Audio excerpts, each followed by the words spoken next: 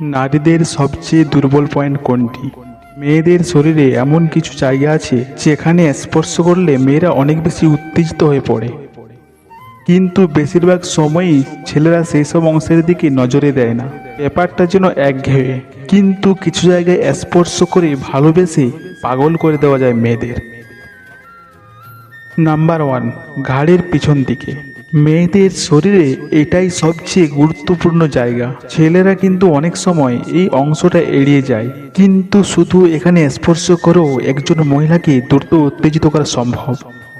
একজন মেয়ে যখন সামান্য উত্তেজিত থাকে তখন তার পিছন দিকের চুল সরিয়ে ঘাড়ের কাছে হাত বুলিয়ে দেখুন, আস্তে আস্তে কিস করুন।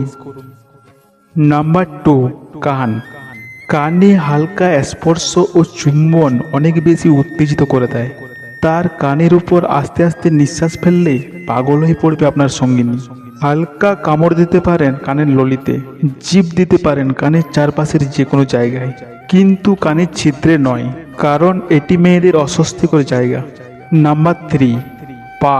মহিলাদের দ্রুত উত্তেজিত করতে পায়ে হাত বুলিয়ে সুড়সুড়ি দিলে অনেকেই অনেক বেশি মজা পায়, তবে কিছু মেয়ের এটি পছন্দ নয়, সেটি আপনার সঙ্গিনীকে জিজ্ঞাসা করে নেবেন।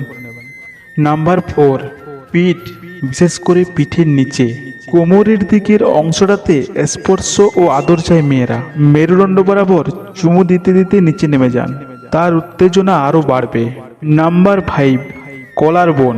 একটি মেয়েকে দ্রুত উত্তেজিত করতে তার বুকের দিকে যাওয়ার আগে তার গলার নিচে কলার বোনের দিকে নজর দিন, এতে সে বুঝবে আপনি কতটা চান আপনার সঙ্গিনীকে।